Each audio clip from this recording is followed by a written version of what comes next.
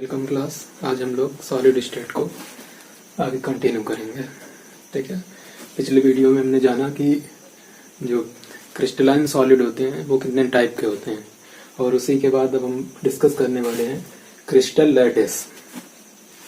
ठीक है, तो सबसे पहले इसको समझ लेते हैं कि ये होता क्या है। ठीक है, इसकी डेफिनेशन कह सकते हैं या कीवर्ड इसके हैं कि 3D अरेंजमेंट होगा किसका, पार्टिकल्स का इन ए क्रिस्टल, और उसको हम क्या बोलेंगे, क्रिस्टल लैटिस। ठीक है, कि कोई भी क्रिस्टल का जो 3D अरेंजमेंट होगा, जो भी पार्टिकल्स होंगे, तो उसको हम क्रिस्टल लैटिस बोलेंगे। ये है जो फिगर दिख रहा है बोर्ड पे, ये क्रिस्टल लैटिस बना हुआ है। ये कैसे पता किया जाता है, ये एक्सरे स्टडी किया जाता है, उसके बाद पता होता है इससे कि कैसा स्ट्रक्चर है, किस क्रिस्टल का कैसा स्ट्रक्चर है। तो जो भी क्रिस्टल होता है उसमें जो पार्टिकल्स होते हैं, ये जो डॉट हैं ये पार्टिकल्स हैं। तो जो भी पार्टिकल्स होते हैं वो एक रेगुलर ऑर्डर में फिक्स्ड रहते हैं अपनी जगह पे। ठीक है, ये नहीं होगा कि जो जहां आएगा वैसे भज जाएगा। ये जो पॉइंट दिख रहे हैं इन्हीं पॉइंट पे पार्टिकल्स रहेंगे। ठीक है, तो इसलिए इन पॉइंट को कहा जाता है लैटिस पॉइंट।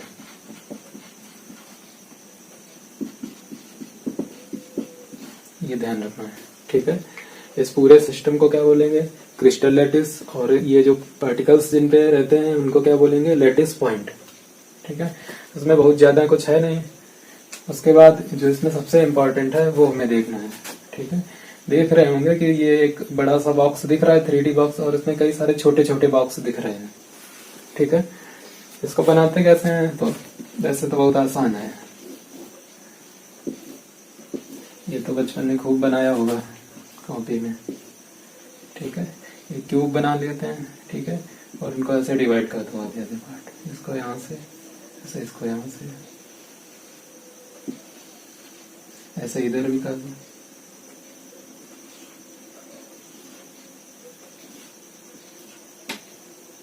ठीक है, इन सबको भी आधा निकाल दो, और ये वाले बीच वाले को भी। तो देख रहे होंगे क्रिस्टल लैटिस बन गया छोटा सा। ये फिगर बनाने आने चाहिए सबको।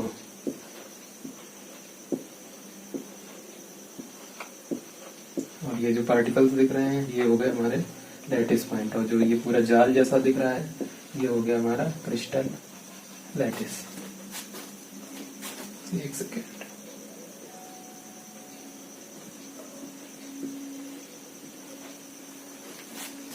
ठीक है, तो ऐसा बना लेते हैं आसानी से, कोई ज्यादा कठिन नहीं है। केवल क्या ध्यान रखना है इसके बारे में, क्रिस्टल लैटिस क्या होता है, 3D अरेंजमेंट होगा किसी क्रिस्टल में पार्टिकल्स का। ठीक है, और जिस पॉइंट पे पार्टिकल्स रहते हैं उन पॉइंट को हम बोलते हैं लैटिस पॉइंट। ठीक है, इसके बाद इसमें एक टर्म यूज होगा यूनिट सेल।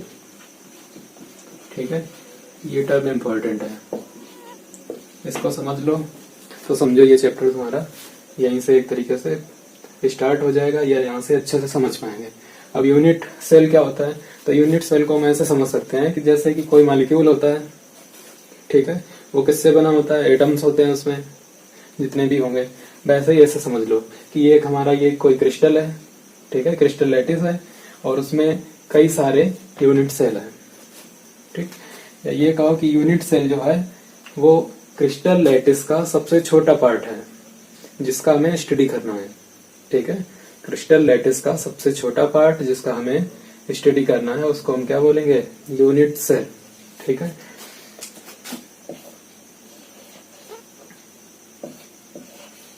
इसको ऐसे बना भी दिया जाता है।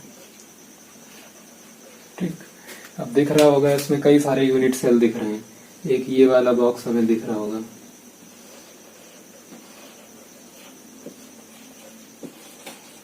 तो ये एक यूनिट सेल हो गया। ऐसे ही इसके पीछे एक दिख रहा है 2 यूनिट सेल, उसके ऊपर 2 4, उसके ऊपर 2 6, इधर 2 8 10 12 14 16 18, ऐसे यूनिट सेल इसमें बने हुए हैं। ठीक है, ऐसे इसमें भी देखो दिख रहे हैं 1 2 3 4 5 6 7 8 यूनिट सेल इसमें भी है। ठीक है, तो क्लियर हो गया होगा क्रिस्टल लैटिस क्या होता है और यूनिट सेल क्या होता है। तो यूनिट सेल की डेफिनेशन देख लेते हैं, कई बुक में कई तरीके की दी रहती है। इसमें क्या दिया गया है कि unit cell is the smallest 3D group of lattice point which when repeated in 3D in space gives whole lattice crystal। कह रहे हैं कि ये जो हमारा यूनिट सेल होता है इसको क्या करें हम, इसको रिपीट करना है हमें 3D स्पेस में। कि हम जैसे ऐसे समझो कि हमारे पास एक बॉक्स है, ठीक है, यही मान लो, तो इसके साइड में एक बॉक्स और रख दिया, फिर उसके इस साइड में भी रख दिया, नीचे इधर भी रख दिया, इधर भी रख दिया, इधर भी, ऐसे क्या किया एक हमने अरेंज कर दिया पूरे 3D स्पेस में, कई सारे बॉक्स लगा दिए, तो पूरा क्या बन जाएगा, एक क्रिस्टल बन जाएगा, ठीक है। तो ये बात हमें ध्यान रखना है कि ये जो होता है ये स्मॉलेस्ट यूनिट है, ठीक है, क्रिस्टल की स्मॉलेस्ट यूनिट। बहुत सी बुक्स में बहुत तरीके का मिल जाएगा, ठीक है, कई बुक में ऐसा भी दिया रहता है, ठीक है, कि जो भी क्रिस्टल होता है उसकी जो सबसे छोटी यूनिट होती है जिसका हमें स्टडी करना है उसको हम यूनिट सेल बोलेंगे, ठीक है। तो बात कर लेते हैं, यूनिट सेल पढ़ने से पहले हमें उसके पैरामीटर्स मालूम होने चाहिए, ठीक है। तो यूनिट सेल में देख लो पैरामीटर क्या क्या होते हैं, ठीक है, क्योंकि 3D स्पेस है तो इसमें 3 एक्सेस भी होती हैं, ठीक है। तो तीनों एक्सेस हमने बना दिया, X axis, Y axis, Z axis, ठीक है। तो अगर जो एक्स एक्सिस से ये डिस्टेंस लेते हैं, ठीक है, ये चीज ध्यान रखना है, एक्सियल डिस्टेंस, एक्स एक्सिस वाली जो डिस्टेंस होगी उसको ए लिखा है, ठीक है, वाई एक्सिस से डिस्टेंस बी है और जेड एक्सिस से डिस्टेंस सी है, ठीक है। एंगल को देख लेते हैं, ठीक है, 3 एंगल हमने ले रखे हैं, अल्फा बीटा गामा। तो अल्फा एंगल कौन सा होगा ये बात बिल्कुल दिमाग में रखना है, ठीक है। कभी कभी गलती कर देते हैं कि एक्स एक्सिस तरफ से कोई ले लेते हैं कि ये अल्फा, ये कंफ्यूज रहोगे कि एक्स एक्सिस के जस्ट सामने वाले को देखो, ठीक है, इसको, तो इसके सामने इधर आओगे तो ये अल्फा हो गया, ठीक है।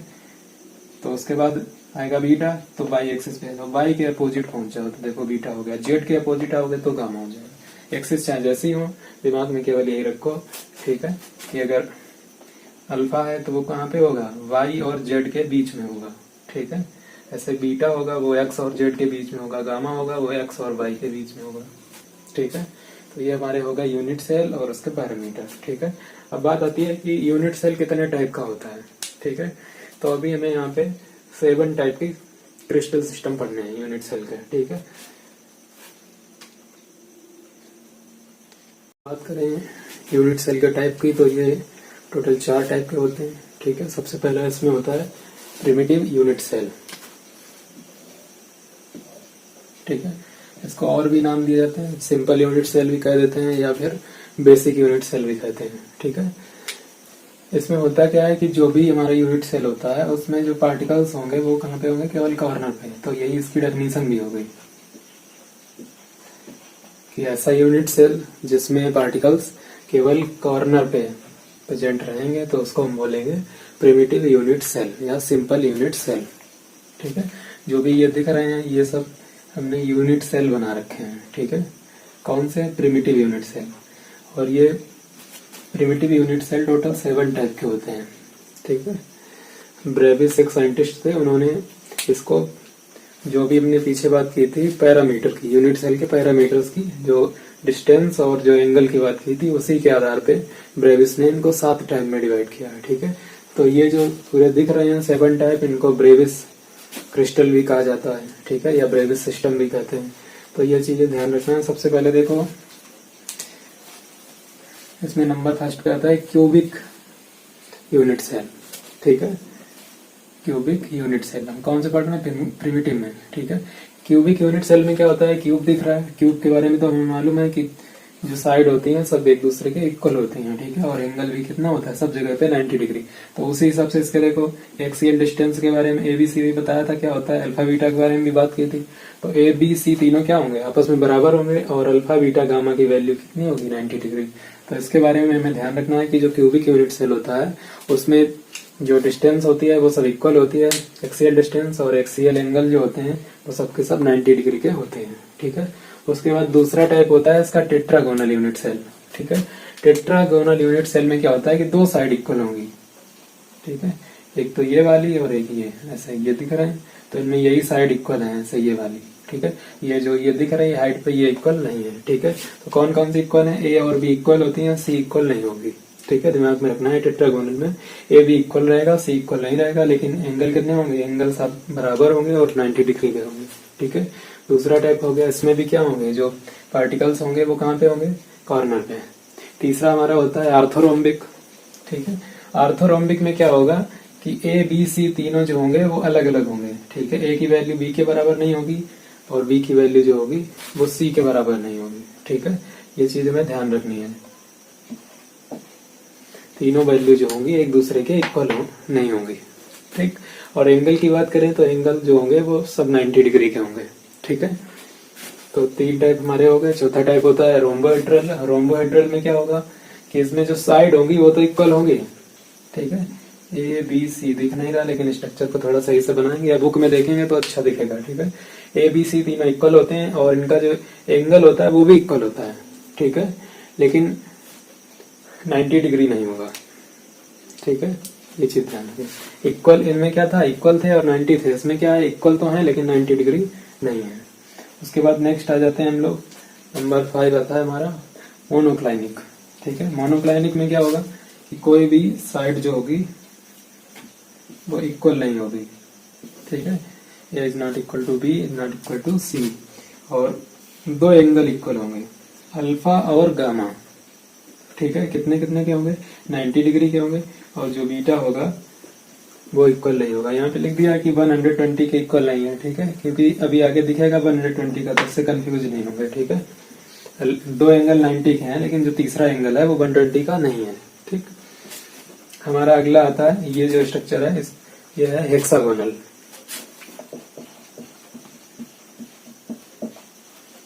ठीक है। हेक्सागोनल में क्या होगा, 2 साइड तो इसकी इक्वल होंगी, ए और बी, ठीक है, लेकिन सी जो होगा वो इक्वल नहीं होगा। किसके जैसे, सेम टेट्रागोनल के जैसे, ठीक है। तो टेट्रागोनल और हेक्सागोनल में ए और बी बराबर होते हैं, सी बराबर नहीं होते हैं, ठीक है। और इसमें क्या होगा कि अल्फा बीटा की वैल्यू तो 90 होगी लेकिन गामा की वैल्यू 120 हो जाती है, क्योंकि सीधा दिख रहा है, क्योंकि अगर हेक्सागोनल बनेगा तो हेक्सागोनल में तो मालूम होता है कि 120 तो हो ही जाएगा वैसे भी, ठीक है। उसके बाद आ जाता है हमारा लास्ट, ये था 6, ठीक है। 7 नंबर होता है हमारा ट्राइक्लाइनिक,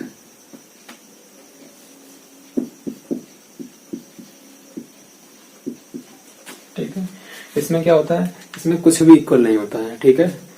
अल्फा बीटा गामा की वैल्यू भी नहीं इक्वल होती है और एबीसी की वैल्यू भी इक्वल नहीं होती है। अल्फा बीटा गामा जो होते हैं ना इक्वल होते हैं ना 90 डिग्री होते हैं कोई भी, ठीक है। तो ये हमारे 7 टाइप के क्रिस्टल हो गए, ठीक है। एक बात और ध्यान रखना है कि ये जो 7 टाइप के क्रिस्टल हो गए हैं, इन सेट को हम ब्रेविस क्रिस्टल जालक भी बोलते हैं, ठीक है। ये चीज हमें ध्यान रखनी है। ब्रेविस साइंटिस्ट का नाम है, उन्होंने ही जो हमारे यूनिट सेल के पैरामीटर थे उसके आधार पर इनको 7 टाइप में दिया गया था, ठीक है। तो ये हमारा पहला टाइप हो गया primitive unit cell. Primitive unit cell की डेफिनेशन क्या थी कि जिसमें कॉर्नर पे केवल रहेंगे पार्टिकल। जितने भी यूनिट सेल दिख रहे हैं हमें, सब में कहाँ पे होंगे, केवल कॉर्नर पे होंगे पार्टिकल्स। क्लियर है, ठीक है। ये चीज ध्यान रखना है कि जो भी कॉर्नर होंगे उन्हीं पे पार्टिकल्स रहेंगे और कहीं पे भी पार्टिकल्स नहीं होंगे, ठीक। तो ये हमारा हो गया प्रिमिटिव यूनिट सेल। बाकी टाइप की बात करें तो उसमें face centred unit cell, body centred unit cell और साइड सेंटर्ड यूनिट सेल और भी है, ठीक है। प्रिमिटिव में क्या था, जो भी हमारे पास 7 टाइप के थे कि जो भी यूनिट सेल होगा उसमें पार्टिकल्स कहाँ पे होंगे, कॉर्नर पे, ठीक है। Particles on every corner. Total 8 corner हैं। अगर इसकी बात करें क्यूब की तो टोटल सब जगह हो गए, ठीक है। फेस सेंटर्ड में क्या होता है, ठीक है। फेस सेंटर्ड में क्या होगा कि पार्टिकल्स कॉर्नर पे तो होंगे ही, ठीक है। कॉर्नर के साथ साथ जो इसके फेस हैं उस पे भी होगा, ठीक है। जैसे इसका ये ऊपर फेस तो इसके बीच में, इधर वाला फेस है तो इसके बीच में, पीछे वाला ये फेस है तो उसके बीच में, ये आगे वाला फेस है तो इसके बीच में, ये नीचे वाला फेस है तो इसके बीच में, और ये वाला फेस है तो इसके बीच में, ठीक है। तो फेस सेंटर्ड में क्या होगा कि जो पार्टिकल्स होंगे वो कॉर्नर पे तो होंगे, उसके साथ साथ कहाँ पे होंगे, जो भी इसके फेस होंगे सबके फेस के सेंटर पे होगा। अभी इसका नाम भी रख दिया गया फेस सेंटर्ड यूनिट सेल, ठीक। अगला आता है body centred unit cell. Body centred unit cell में क्या आता है कि ये हमारा यूनिट सेल एक बन गया। ठीक है, इसमें भी क्या होगा कि कॉर्नर पे तो रहेंगे ही,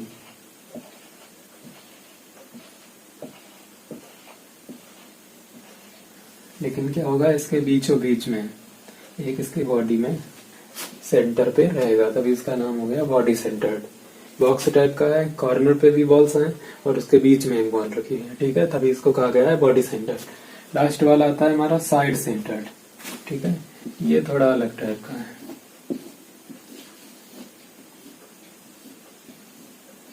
ठीक है, साइड सेंटर्ड भी नाम होता है इसका, एक नाम और होता है एंड सेंटर्ड। ठीक है, तो इसके कॉर्नर पे तो रहेंगे ही,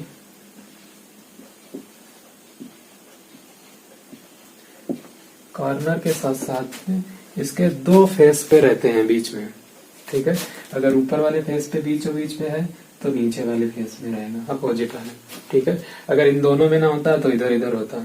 ठीक है, तो ये होता है हमारा एंड सेंटर्ड या साइड सेंटर्ड यूनिट सेल।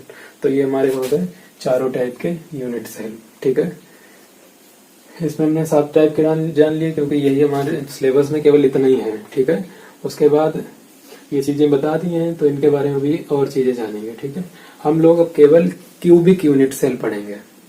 अभी हमने जो 7 टाइप के ब्रेविस सिस्टम देखे थे उनमें कौन सा पढ़ेंगे, केवल क्यूबिक यूनिट सेल। ठीक, हम लोगों को क्यूबिक यूनिट सेल पढ़ना है। ठीक है, बाकी नहीं पढ़ने हैं। तो क्यूबिक यूनिट सेल के टाइप की बात करें तो यहाँ पे हमें केवल इसके 3 टाइप पढ़ने हैं, या 3 टाइप होते ही हैं, क्योंकि अभी पीछे हमने 4 टाइप पढ़े थे, लेकिन 4 जो लास्ट वाला टाइप था साइड सेंटर्ड यूनिट सेल, तो वो वाला साइड सेंटर्ड क्यूबिक वाले नहीं देते हैं, वो केवल मोनोक्लाइनिक में मिलेगा हमें देखने को और ऑर्थोरोम्बिक में मिलेगा। ठीक है, तो क्यूबिक यूनिट सेल के टाइप की बात करें तो सबसे पहला हमारा हो गया प्रिमिटिव क्यूबिक यूनिट सेल। ठीक है, इसकी डेफिनेशन की बात करें तो प्रिमिटिव क्यूबिक यूनिट सेल में क्या होगा कि क्यूब में जो पार्टिकल्स होंगे वो कॉर्नर पे होंगे।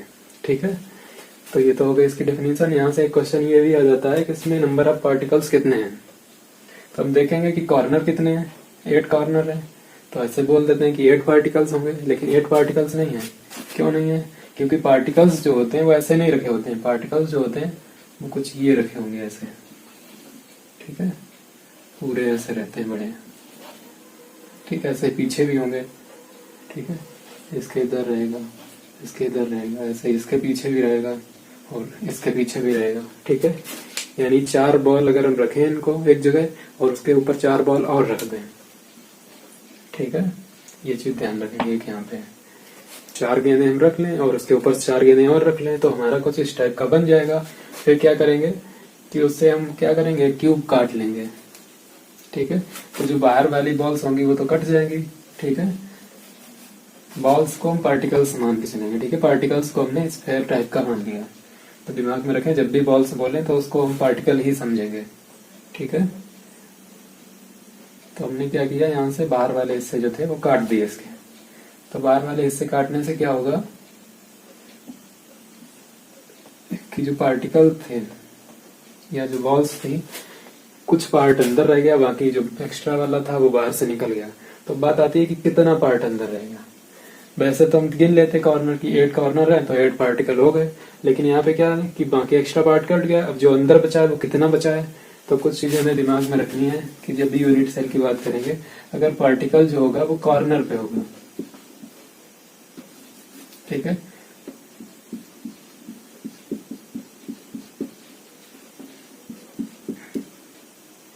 पार्टिकल्स कितना पार्टिसिपेट करेगा, अगर वो कॉर्नर पे होगा ठीक है तो वो 1/8 पार्ट उसका पार्टिसिपेट करेगा। ठीक है, अगर वो एज पे होगा ठीक है तो 1/4।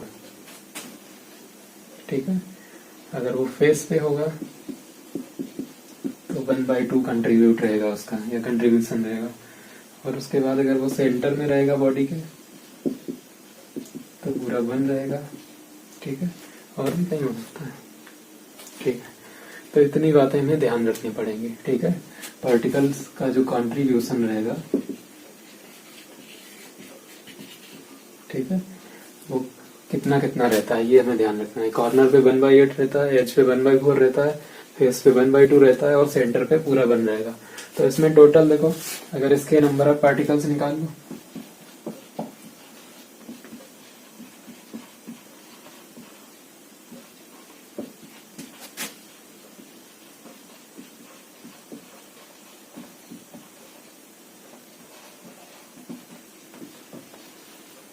कितने रहेंगे,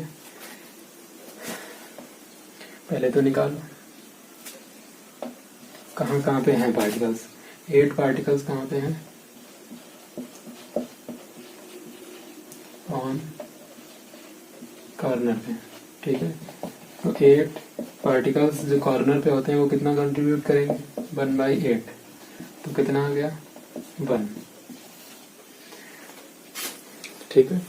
तो सिंपल क्यूबिक यूनिट सेल में नंबर ऑफ पार्टिकल कितना आएगा 1, यानी जो भी कॉर्नर होंगे सब जगह पे 1/8 अंदर रह गया है, बाकी जो बाहर वाला था वो कट के बाहर निकल गया है, ठीक है। तो टोटल नंबर ऑफ पार्टिकल्स में 1 आ जाता है। तो ये चीजें हमें दिमाग में बिल्कुल अच्छे से रखनी है, ठीक है। कॉर्नर पे 1/8 था, 8 पार्टिकल्स थे कॉर्नर पे, तो हमने वहां से निकाल लिया, तो नंबर ऑफ पार्टिकल कितना आ गया 1, ठीक है। तो ये बिल्कुल दिमाग में अच्छे से रख लो, ठीक है। नंबर ऑफ पार्टिकल पूछ देता है। उसके बाद नेक्स्ट पे आ जाते हैं, अगला हमारा है, ठीक है, यहीं पे किए दे रहे हैं।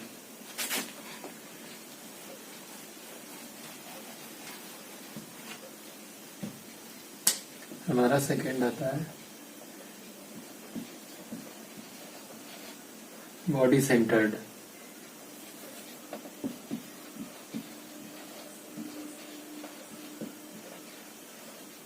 Body centred cubic unit cell, short में इसको BCC बोल देते हैं, ठीक है, body centred cubic unit cell.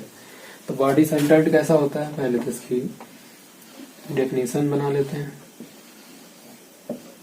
ऐसा क्यूबिक यूनिट सेल जिसमें पार्टिकल्स उसके सभी कॉर्नर पे रहेंगे,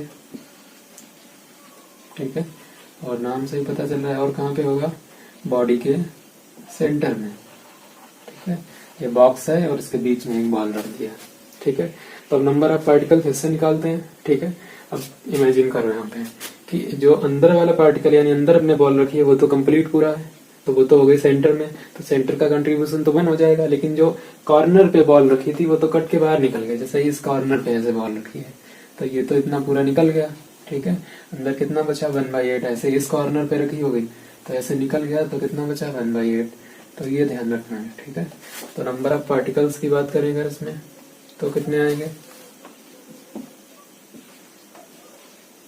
8 कहाँ पे है, 8 पार्टिकल्स कहाँ पे हैं, कॉर्नर, ठीक है। वहां पे थोड़ी गलती हुई, यहाँ पे पार्टिकल्स नहीं लिख सकते हैं, ठीक है, क्योंकि पार्टिकल्स तो हैं लेकिन वो केवल कितना कंट्रीब्यूट कर रहे हैं, ठीक है।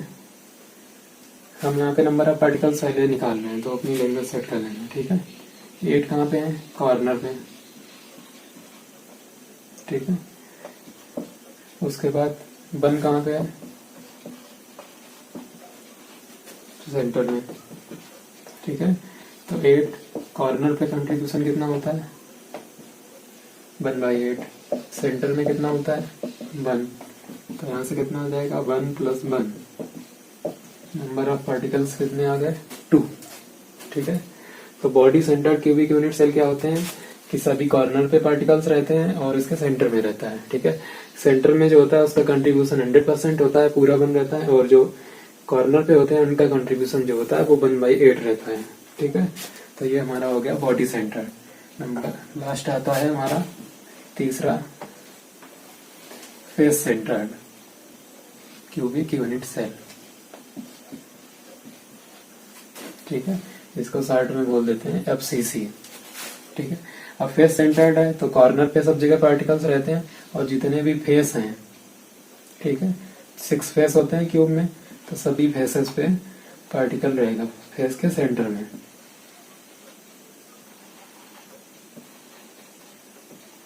ठीक है। तो बहुत सी चीजें प्रैक्टिकली सोचने की जरूरत है, ये अपने यहाँ पे याद हो जाएंगे। कैसे याद कर सकते हैं, सेंटर वाला तो समझ गए कि बीच में रखा होगा, अभी फेस वाला हम यहाँ से समझ लेते हैं कि फेस वाला ऐसे समझो कि ये इसकी फेस है, यानी यही दीवार मान लो कि दीवार है, हमने क्या किया, इस दीवार पे एक बॉल लगानी है, ठीक है। तो बॉल को अगर हम सही से करेंगे तो आधी बॉल अंदर होगी, अंदर तरफ, आधी बॉल हो जाएगी बाहर तरफ। तो उससे क्या होगा, तो उसका कंट्रीब्यूशन कितना हो गया, सीधी बात है। जैसे हमने ये है, यहाँ पे एक बॉल रखी है, तो जब हम इसको काटेंगे तो क्या होगा, आधी बॉल कट के बाहर हो जाएगी और आधी इसके अंदर हो जाएगी। तो आधी का मतलब क्या हो गया 1/2, यानी इसमें फेस पे जो भी होगा वो कितना कंट्रीब्यूशन देगा 1/2 का, ठीक है। ऐसे ही अगर यहाँ पे एज पे होगी कोई चीज, ठीक है। अब एज की बात करें देखो, तो पूरी बॉल लगाने के लिए हमें क्या करना पड़ेगा, इसके पीछे एक ऐसा ही बॉक्स रखना पड़ेगा, इसके ऊपर एक ऐसा रखना पड़ेगा और उसके पीछे ऐसा ही एक रखना पड़ेगा। तो 4 बॉक्स मिला के इस एज वाली बॉल को ढक लेंगे। तो चारों बॉक्स में बराबर बराबर बांट दो, 1/4 हो गया उसके लिए। ठीक है, ऐसे ही एक कॉर्नर को ढकने के लिए हमें इसके साथ क्या करना पड़ेगा, एक कमरा इधर लगाना पड़ेगा, एक उसके पीछे, फिर एक इसके पीछे। ठीक है, 4 ये हो गए, 4 उसके ऊपर लगाने पड़ेंगे। टोटल 8 अगर हम ऐसे ही बॉक्स लगाएंगे तब हम इस बॉल को पूरा कवर कर पाएंगे। ठीक है, तो 8 में डिवाइड करो इक्वली तो 1/8 हो जाएगा। ठीक है, तो ऐसे भी पता कर लेते हैं। ठीक है, जैसे भी समझे, अगर फिर भी नहीं आ रहा है तो ये चीजें अच्छे से ध्यान देना। ठीक है, नंबर ऑफ पार्टिकल्स में भी निकाल लो। 8 कहाँ पे है, कॉर्नर पे। ठीक, और 6 कहाँ पे है पार्टिकल्स, फेस पे। तो 8 इंटू 1/8, 6 इंटू 1/2। 1 इधर से आ गया, यहाँ से आ गया 3, तो टोटल कितना हो गया 4। ठीक है, तो नंबर ऑफ पार्टिकल एफसीसी में कितना आ गया 4। तो तीनों में हमने निकाल लिया। सिंपल में आया था 1 पार्टिकल, बीसीसी में आया 2 पार्टिकल्स और एफसीसी में आ गए हमारे 4 पार्टिकल्स। ठीक है, रटने की जरूरत नहीं है, अगर इनसे आप समझ गए तो बहुत अच्छे से निकाल लेंगे। ठीक है, तो इनको तो अच्छे से पढ़ लेना है। ठीक है, इसके बाद क्या होता है कि जैसे कि ये यहाँ पे पार्टिकल्स हैं। ठीक है, तो पार्टिकल्स कैसे हैं, गोल है यानी स्फेरिकल है, तो इनकी कुछ रेडियस होगी। ठीक है, और ये हमारा क्या है, क्यूबिक है। ठीक है, क्यूब है, तो क्यूब क्या होती है, इसमें साइड होती है। तो हम क्या करेंगे कि जो हमने अभी तीनों टाइप पढ़ रखे हैं, इनकी जो पार्टिकल्स हैं इनका रेडियस और जो क्यूब की साइड है उसके बीच में हम क्या रिलेशन फाइंड करेंगे। ठीक है, और उसकी आगे जरूरत भी रहेगी, जब भी हम इसका पैकिंग एफिशिएंसी वगैरह निकालेंगे तो उसमें इसकी जरूरत रहेगी।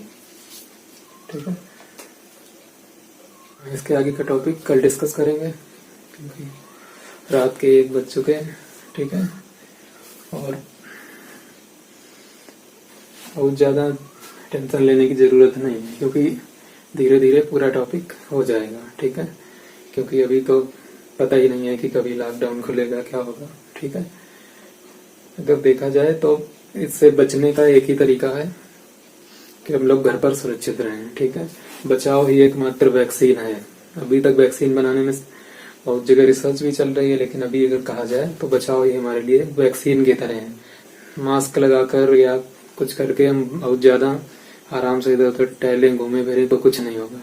तो एक बात दिमाग में रखना है कि जो डॉक्टर्स हैं वो पीपी पहनकर भी संक्रमित हुए जा रहे हैं, तो तुम 4 अंगुल के मास्क से क्या बच जाओगे। तो इससे अच्छा यही है कि घर पे रहिए और सुरक्षित रहिए। ठीक है, अपना ख्याल रखिए।